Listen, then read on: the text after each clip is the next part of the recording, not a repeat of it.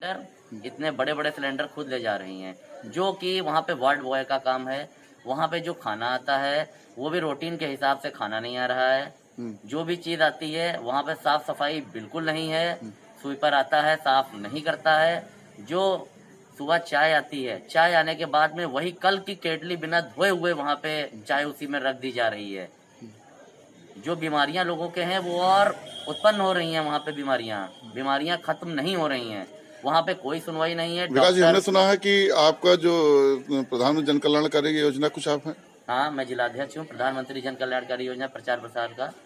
जब आपके साथ आप शासन है, आपकी सत्ता है और आपके साथ ऐसा तो साधारण मनुष्य संग क्या हो रहा होगा वहाँ पे? यही तो मैं कहना चाह रहा हूँ। यही हमारे डीएम साहब से सब चीज से गुहार है कि वहाँ के जो निरीक्षक हैं, वहाँ के जो डॉक्टर हैं, वो किसी को नहीं सुनते हैं। वहाँ किसी की नहीं सुनते हैं। पेशेंट आता है, 1-1 घंटे तक एम्बुलेंस में लेटा रहता है, उसका एडमिशन नहीं होता है। उसको अंदर अगर एडमिशन हो जाता है तो उसको एक एक घंटे तक उसका ऑक्सीजन सिलेंडर नहीं लगाया जाता है। वार्ड बॉय नहीं आता है, इलेक्ट्रीशियन वहाँ का सिलेंडर लगाता है, डॉक्टर वहाँ पे झांकने नहीं आता है। इस तरह का कार्य वहाँ पे चल रहा है। डॉक्टर कहते हैं कि हम लोगों को कोरोना हो जाएगा तो इसका जिम्मेदार कौन होगा। और वहाँ पे इतना स्टाफ है, वहाँ कम से कम 100 लोग पेशेंट की अंदर मैं निरीक्षण करके खुद आया हूँ स्वयं कि वहाँ पे इतनी जगह है 100 बेड लोगों के पेशेंट एडमिट होने की। लेकिन वहाँ पे कहा जाता है यहाँ पे भर्ती नहीं हो सकती है, यहाँ पे सिलेंडर नहीं है, यहाँ पे बेड नहीं खाली हुए हैं।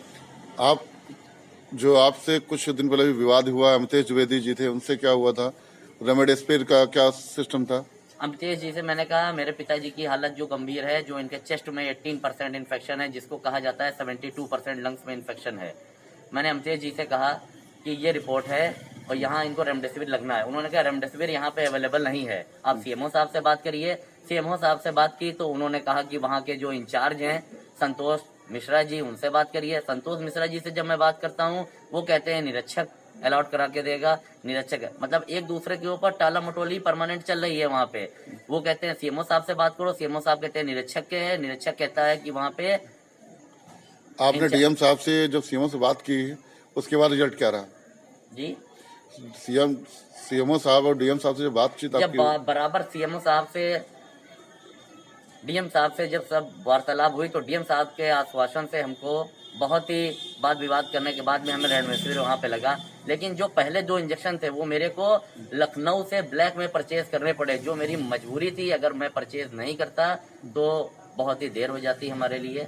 लेकिन आपने इस चीज के लिए योगी से बात क्यों नहीं? आप तो जिलाध्यक्ष हैं। कहीं भी कोई भी सुनवाई नहीं हो रही है।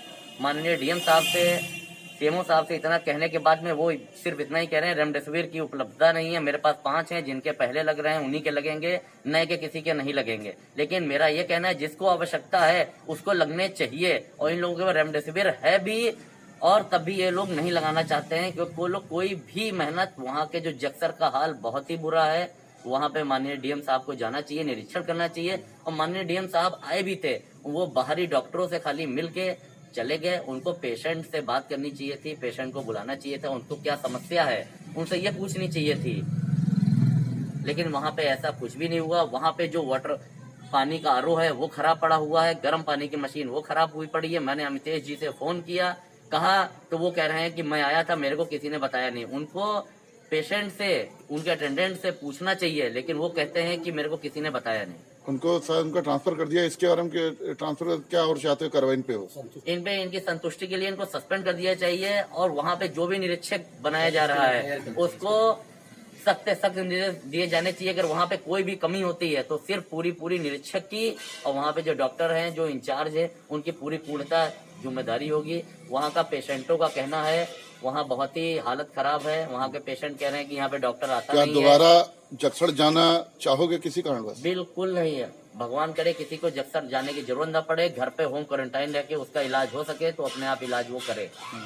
घर में इलाज कैसे हो जाएगा विकास जी जब सिलेंडर बाहर मिल नहीं रहे? डीएम साहब और तुम्हारे डीएम साहब को, जो बीमार है डीएम साहब को उसको लिखित में अगर वो डॉक्टर उसका पेशेंट का प्रिस्क्रिप्शन देता है तो डीएम साहब को उसको बाहर कर। डीएम साहब डीआई ड्रग इंस्पेक्टर हो गया, जो इन्होंने सारे सिलेंडर वालों को अपने चार्ज में ले लिया है कि सिलेंडर किसको दिए जाएंगे।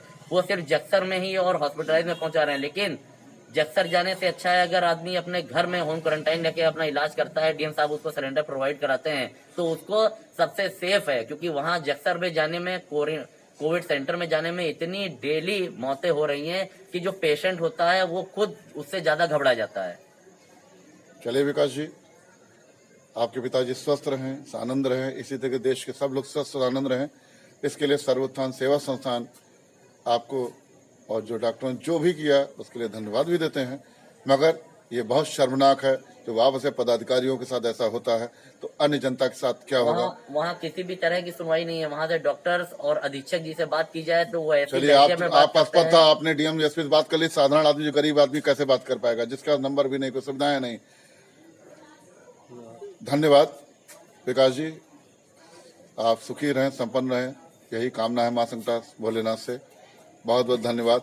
हमारे डीएम साहब और सीएमओ साहब जो मस्त पड़े रहते हैं, उनको ये सोचना चाहिए कि इस तरीके की जो हवाई वादे किए जाते हैं कि हमारे यहाँ की गैस की पूर्ति है, सब कुछ है, मगर सैकड़ों 31 मौतें आज ही हो गई हैं जिन उसमें तुम्हारे हॉस्पिटल में सांस के मरीज, ना सिलेंडर है ना कुछ। इसकी आपको पहले से जानकारी थी, इसकी सब पहले ही पूर्ति हो जाती। या अन्य जिलों में संयंत्र लग सकते हैं ऑक्सीजन के, वो लखीमपुर हॉस्पिटल में क्यों नहीं लग पाए? इसके लिए पूर्ण तरीके से जिम्मेदारी शासन प्रशासन की है। यदि इसी तरह मौतें होती रही तो एक दिन लखीमपुर शहर हमारा वीरान हो जाएगा। इसके लिए निवेदन है, प्रार्थना है प्रशासन से, कोई शिकायत नहीं, मगर मानवता के नाते इनको व्यवस्थाएं करनी चाहिए, हवाई वादे नहीं। धन्यवाद। अंबुज कुमार गुप्ता, सर्वोत्थान संस्था अध्यक्ष, प्रधानमंत्री जन कल्याण का अवच्छेद महामंत्री। बहुत लंबा बना रहा है, कितना लंबा बना रहा है।